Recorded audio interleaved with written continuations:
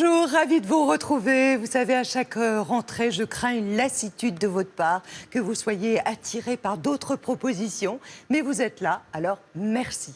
Durant toute cette nouvelle saison, à nous de vous surprendre, de répondre à votre goût des autres. Sur ce plateau, des personnalités au parcours exceptionnel, par leur réussite, leur succès, et bien souvent, néanmoins, pétris de doutes, source de réflexion et d'introspection. Et ce matin, pour la première émission, eh bien, c'est Marianne Chazelle qui nous fait rire depuis ses débuts. Elle est au théâtre actuellement. Et le rire, c'est la question que je voulais lui poser à Marianne. Est-ce que c'est un masque fragile ? Oh, mais dites-moi, on attaque très fort. Hein. Oui, bonjour Marianne. C'est souvent un masque quand même, le rire, non ? Je dirais que c'est un masque, une protection. La possibilité de communiquer, surtout, beaucoup avec les autres. Et une façon de voir la vie. Et de se dissimuler aussi. Et de se dissimuler. Mais bon, mon métier est quand même un métier de planquer. Hein. Je planque beaucoup. Oui, c'est ça. Des personnages, des rôles, c'est sûr. Je ne suis pas toujours, et j'espère parfois jamais. Est-ce que être une benjamine dans une famille, ça induit quelque chose de particulier ? Je pense que la petite... moi, j'ai eu la chance d'être une petite aimée. Souvent, parfois, les petits qui arrivent en dernier, ils sont un peu en trop. Et en fait, j'étais la petite et on m'a laissé sans doute faire beaucoup plus de choses qu'on avait laissé au premier. Plus permissif. Hein. Voilà. Les parents, au début, vous savez, ont des tas de principes. Ils pensent que l'éducation, ça marche, qu'il y a des valeurs à inculquer.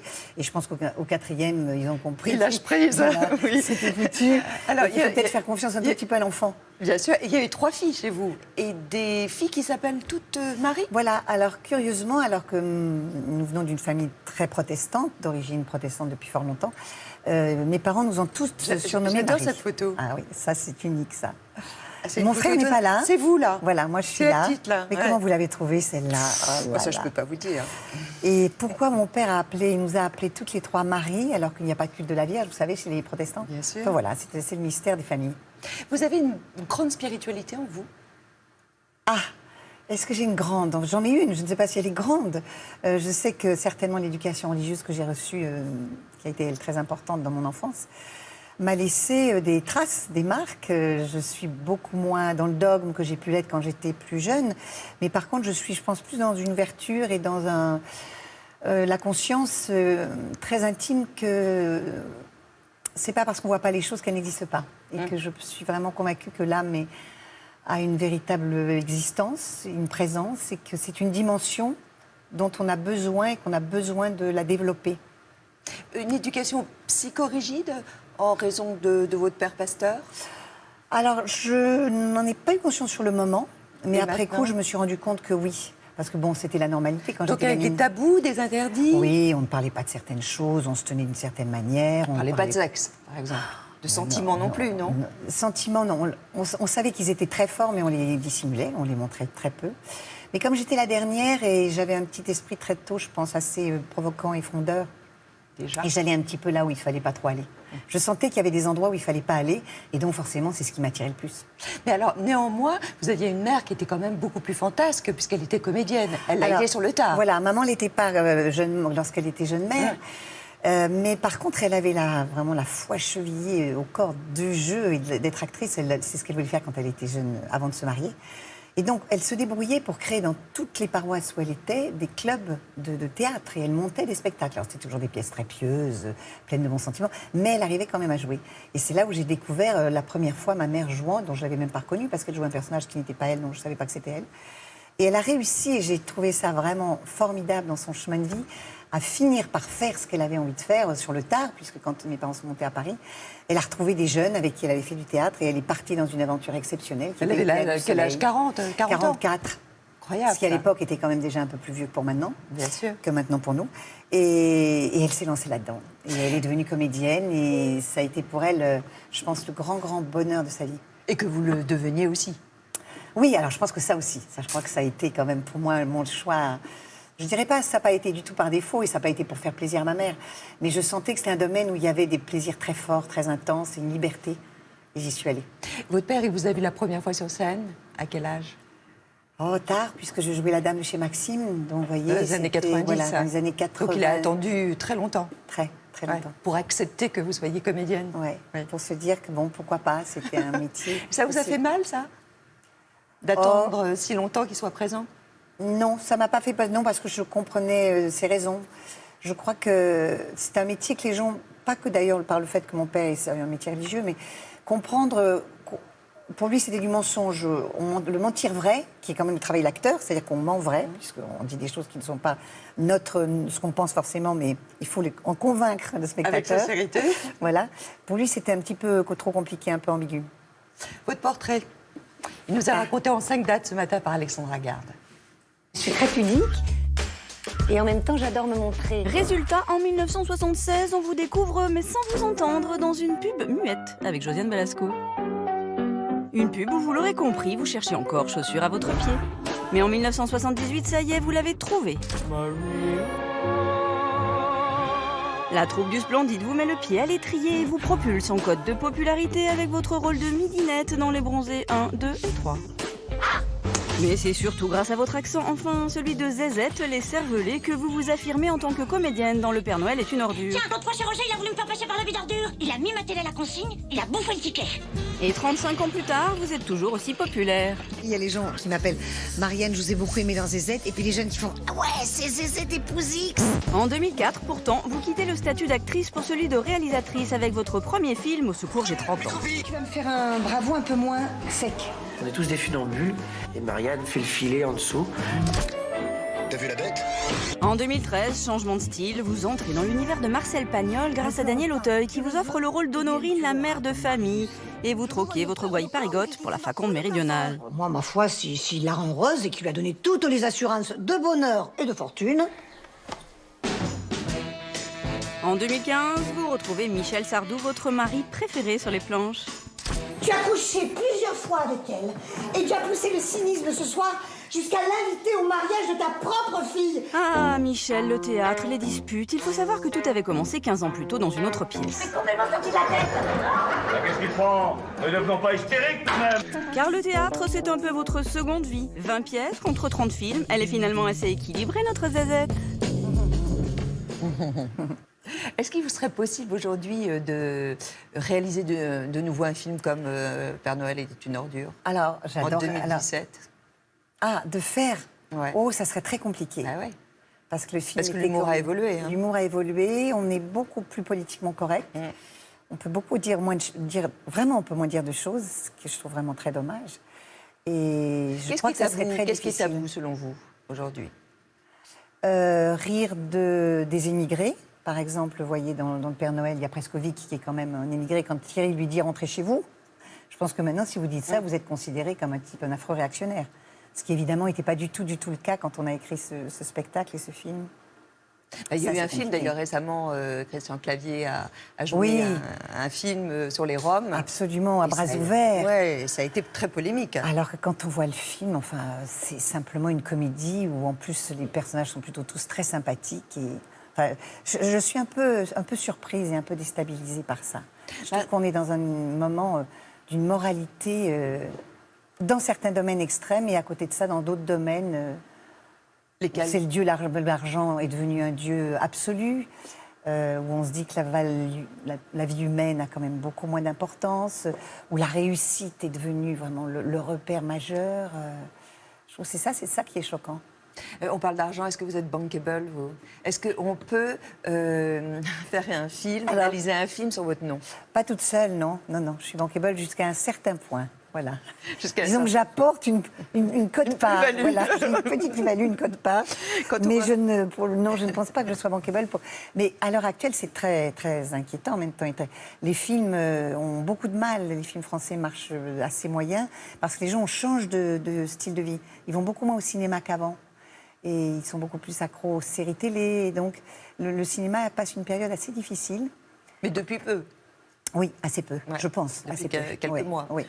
Emma Stone, vous savez, elle est l'actrice la mieux payée de la planète avec 22 millions d'euros donc en 2017. Est-ce que d'abord, est-ce que ça vous fait rêver? Ce qui me fait rêver sont ses rôles. D'accord, mais pas les 22 millions d'euros. Tant mieux pour elle, et est-ce que c'est super, justifié? C'est justifié dans la mesure où, quand elle joue, elle en ramène 10 fois plus. Voilà. C'est l'éternelle question. Mais en fait, ma question était plus portée sur l'égalité, en fait. Est-ce que vous y prêtez très attention? L'égalité des rémunérations, C'est-à-dire que ce qui des est très cachets. frappant, c'est que les femmes sont toujours beaucoup moins bien payées que les hommes. C'est vrai pour Alors, vous? Je pense que oui, entre guillemets, alors dans nos métiers c'est compliqué parce qu'on ne parle pas de compétences, on parle de réussite, de notoriété, de popularité, on parle de ce que vous avez fait avant, si ça a marché, si ça n'a pas marché. Mais par exemple, votre partenaire, c'est Patrick Chenet. Est-ce que savez-vous si vous avez le même cachet que lui? Ah non, je ne sais pas. Non. On n'en parle pas, on ne se pose pas de questions là-dessus, non. Mais pourquoi? Là aussi, c'est un petit tabou Sans doute, vous avez raison, Catherine, ça doit être un tabou. On ne parle pas de ça. Jamais. J'en parle jamais avec vous avez le même cachet que lui. Je vais vous poser la question. Je vous dirai, je vous fais passer le message.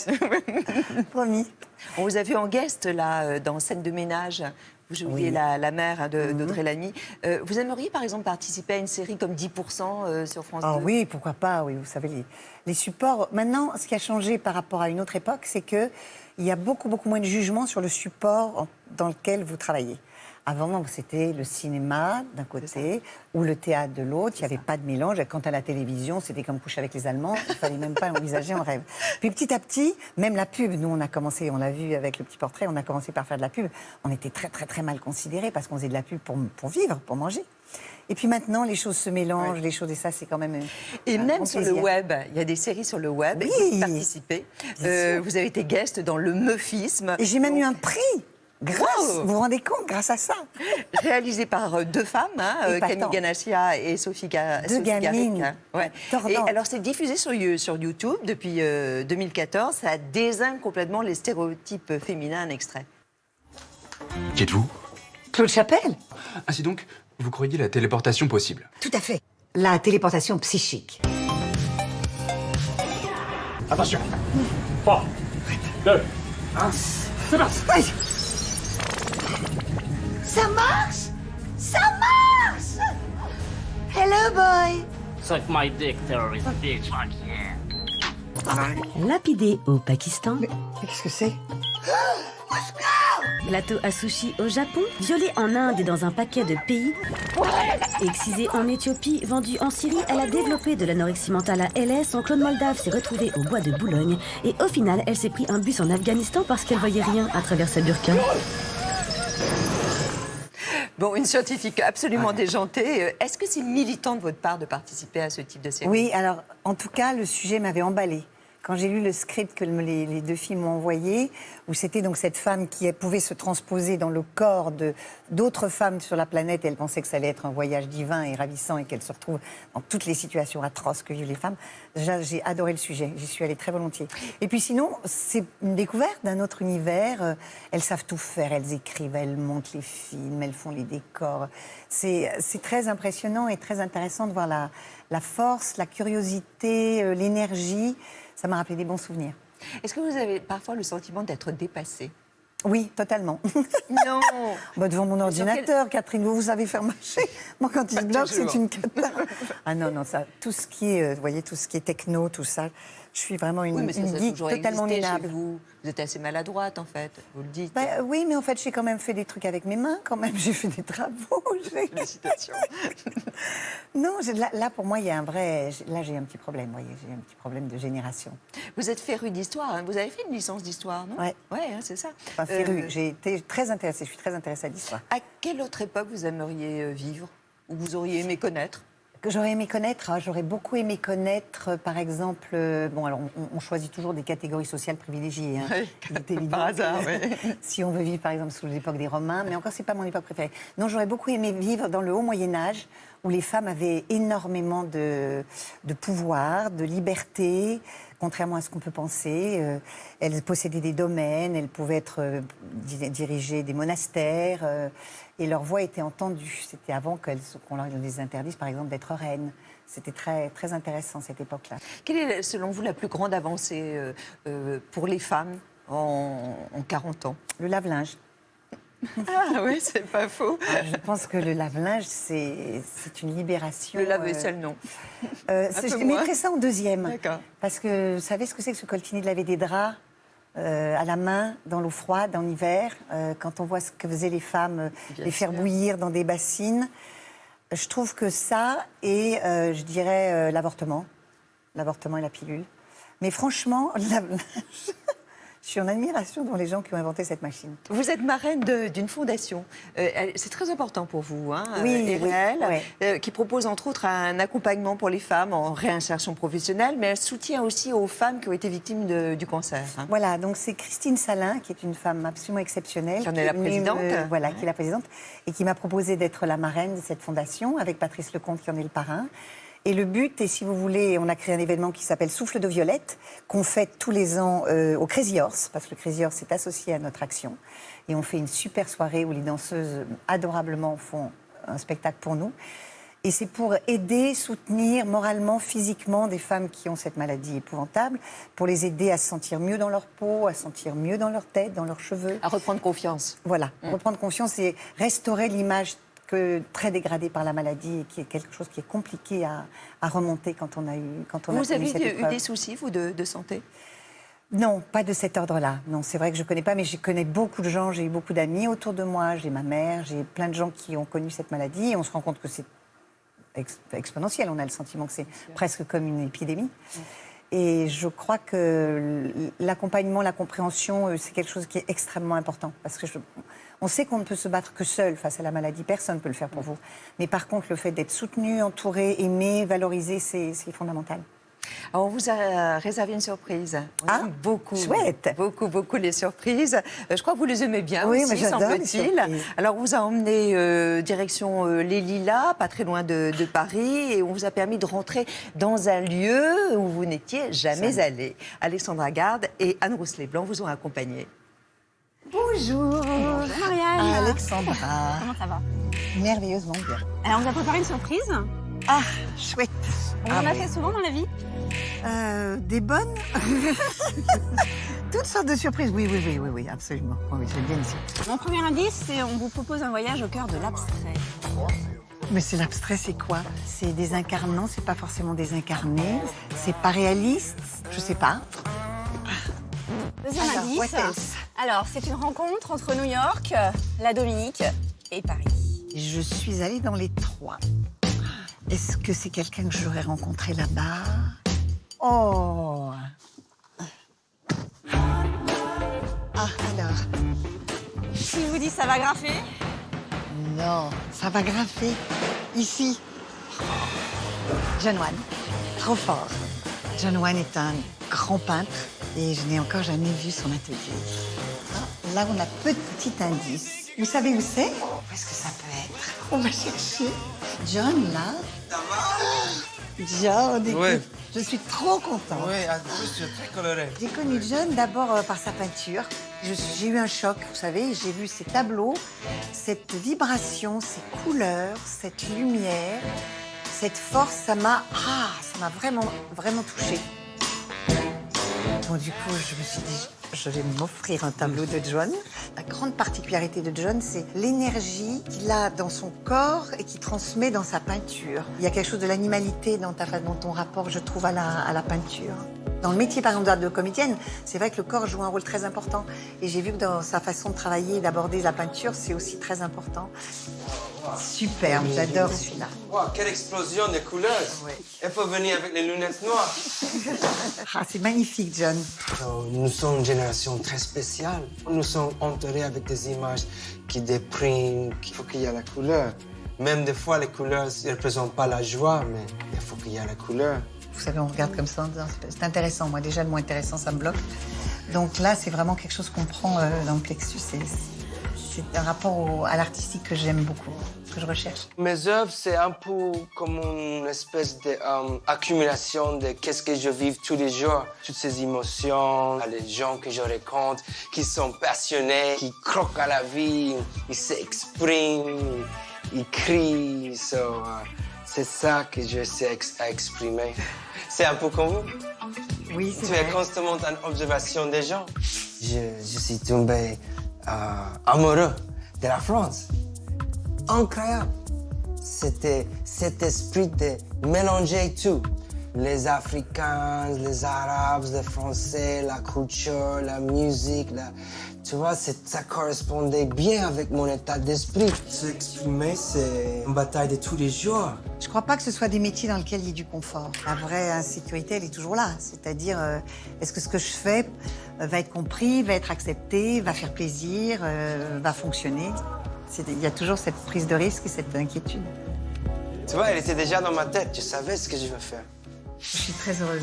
J'étais emballée de voir John travailler, pouvoir discuter comme ça tranquillement avec lui. Entre les artistes. Belle surprise, entre artistes. Vous vous peignez vous-même de temps en temps? Pas du tout. J'ai deux mains gauches. Même, je me demande même si j'ai des mains. Vous voyez, je suis très très maladroite. D'où mon admiration encore plus grande pour les gens qui savent faire de si belles choses avec leurs mains. Oui, comme ça. Voilà. Oh, ça défoule. Oui. La couleur, Oui. elle est très très présente dans votre vie. Oui. Et depuis toujours. Toujours. Et chez vous, c'est coloré. Oui, chez moi c'est coloré. Chez moi c'est coloré. Pour la prochaine fois, on ira chez vous. Voilà. J'aime bien les gens qui sont culottés avec la couleur, vous voyez, Je suis pas très grèche-beige, tout va avec tout. Oui. Je trouve ça joli, c'est apaisant. Oui. Mais vous voyez ce que je veux dire? Je J'aime vois bien les très gens qui bien. prennent du risque. Surtout aujourd'hui, je vois très bien. Et on dit d'eux, ah ouais, il a un goût de chiotte, vous voyez, il a mauvais goût. C'est ça. oui. J'aime assez ces gens qui prennent ce risque-là. Qui osent, quoi. Voilà, Qui osent, qui osent. ouais. Je trouve ça chouette. Qu'est-ce que vous pensez, vous, de la mode des célébrités là, qui exposent leur vie sur Instagram?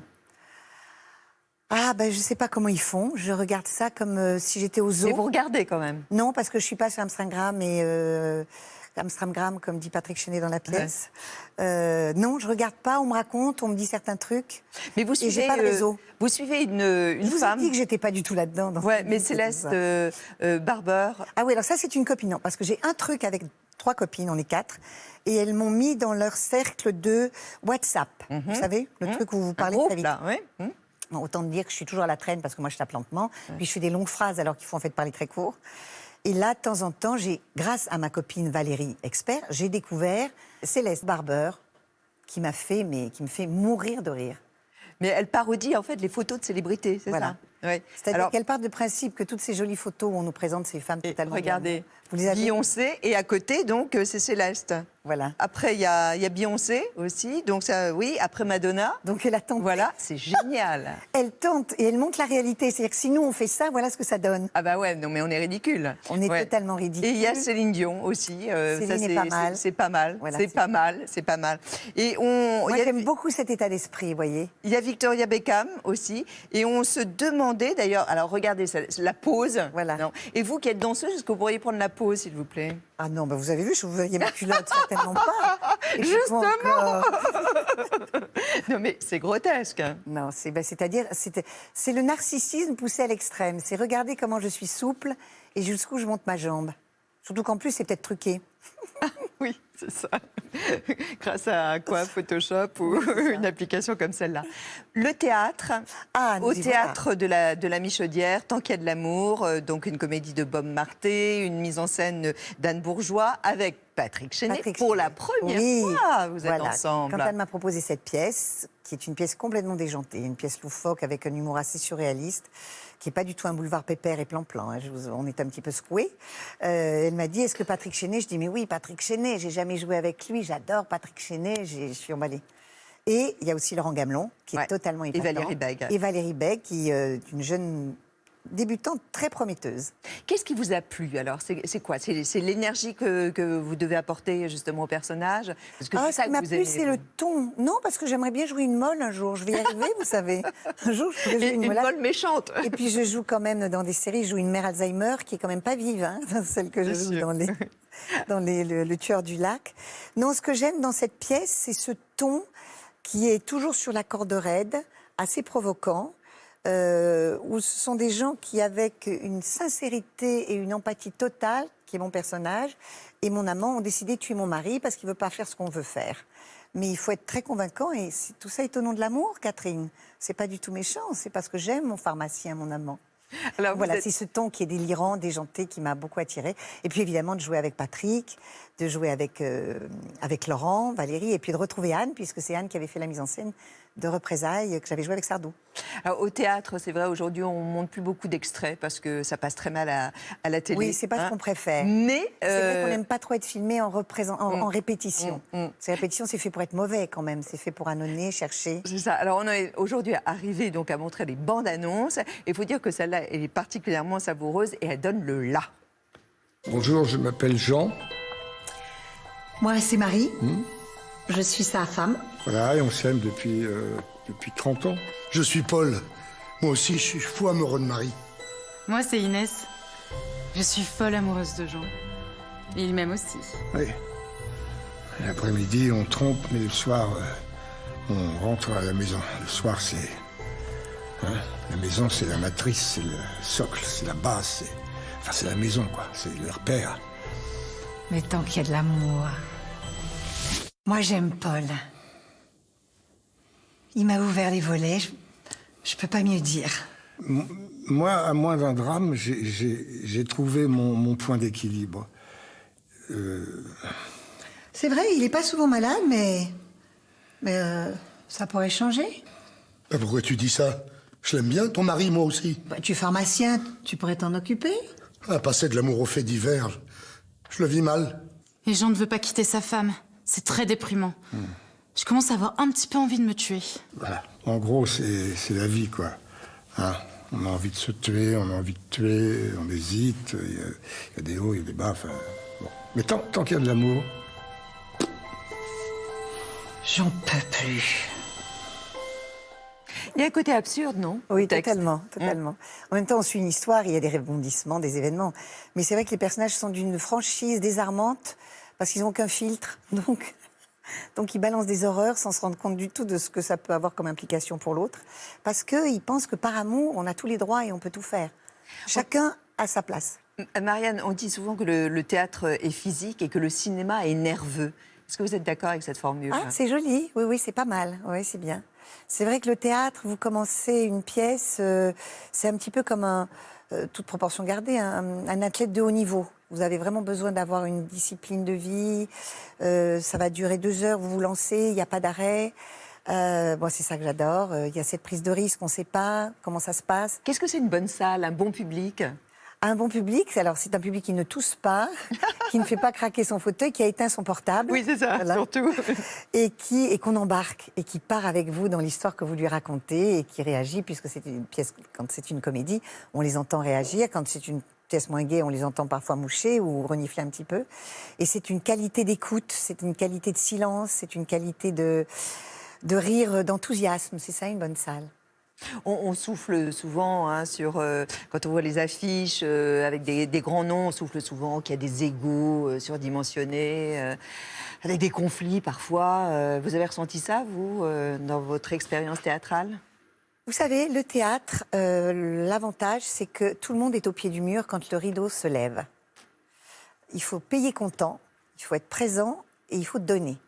Et si vous ne le faites pas, le public le sent tout de suite.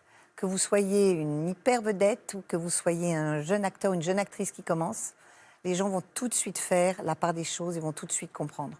Donc moi, je fais confiance à ça et je trouve que c'est très juste. Et au regard du thème de la pièce, vous pourriez tuer par amour, vous? Vous avez peur, hein? Oui, ça ne m'étonnerait pas. D'ailleurs, moi, je pense que chacun peut tuer, non? Oui, je pense que... Je ne sais pas si je pourrais tuer par amour, mais je comprends qu'il y ait des gens qui puissent en arriver là. Mais je ne sais pas si c'est par amour. Je pense que c'est un dévoiement de l'amour et que ça devient une forme d'obsession et de fixation. Et je pense que pour moi, c'est plus ça l'amour. Mais je pense qu'eux peuvent penser que c'est de l'amour. Oui, pourquoi pas? Pourquoi pas? Quelle amoureuse vous êtes, vous? Moi, mais je suis l'amoureuse idéale. Vous pensez bien. Je suis une fée dans tous les domaines. Oui. Est-ce qu'avec la maturité, on trouve l'autre plus facilement, l'équilibre avec l'autre? Je pense que ce que j'ai gagné en tolérance. Je pense que je gagne en... J'accepte mieux, je pense, l'autre comme il est. Et moins l'envie de le formater ou d'y trouver ce que moi j'ai envie d'y trouver, vous voyez, et même d'avoir un réel intérêt à observer, découvrir, partager quelque chose avec quelqu'un de différent. Je trouve qu'en fait, c'est C'est très intéressant. D'autant que là, aujourd'hui, votre compagnon est dans un milieu qui n'est pas le vôtre. Tout à fait, c'est très différent. Il est dans un univers d'affaires, pas du tout le métier artistique. Donc tout le monde me dit, mais ça ne peut pas marcher, vous n'avez pas les mêmes centres d'intérêt. Mais justement, je pense que j'ai beaucoup connu et j'ai bien partagé dans ma vie des domaines artistiques. Et là, du coup, ça me fait un vrai changement, une vraie bouffée d'oxygène. Un regard qui a beaucoup de fraîcheur, c'est très agréable. Vous aimez quand il y a quelqu'un de votre connaissance, de membre de votre famille qui est dans la salle? Vous aimez bien ça? Alors, je sens, curieusement, quand il y a quelqu'un qui m'envoie des mauvaises ondes, je le sens. Je ne sais pas pourquoi, quand je joue, il y a un truc qui se coince, où je me sens moins à l'aise. Et ça veut dire qu'il y a quelqu'un, je ne saurais pas vous l'expliquer, hein, mais qui n'est pas forcément avec lequel je me sens le plus à l'aise. Qui est malveillant? Oui, ou trop critique, ou je ne sais pas, ou qui m'intimide, beaucoup. Il peut y avoir ça aussi. Vous pouvez être intimidé, vous? Ah oui, beaucoup. Oui, beaucoup. Oui. Et par qui? Je ne sais pas, il y a des gens qui m'intimident, des gens qui ont beaucoup de talent m'intimident. Les gens qui ont fait des choses dans leur vie que je trouve pas forcément connues, mais que j'admire, que je respecte, peuvent m'intimider. Oui, je suis intimidable. Et j'aime bien, oui, quand il y a des gens qui m'aiment dans la salle, ça me donne des ailes. C'est vrai. Votre fille, elle vient vous voir, elle est groupie de vous ou pas? Non, pas du tout. Ma fille, elle vit sa vie, elle est au bout du monde. Son métier l'emmène dans des pays. Voilà, elle travaille dans l'humanitaire, elle va dans des pays très lointains, très difficiles. Elle vous impressionne? Énormément. Je suis totalement en admiration de ses choix de vie, du courage qu'elle a pour faire ce qu'elle fait, des situations très difficiles qu'elle affronte, bien sûr. Bien sûr. C'est difficile d'élever un enfant. Maintenant, vous diriez, avec le recul, c'est compliqué. Oui, je pense que c'est difficile. Je pense que... Je ne sais pas si on élève un enfant. Je pense Je pense qu'on revit beaucoup de choses soi-même en ayant un enfant. Donc on est un peu noyé aussi, on est un peu troublé par ce chevauchement entre son passé qui revient, ce qui se passe avec un petit.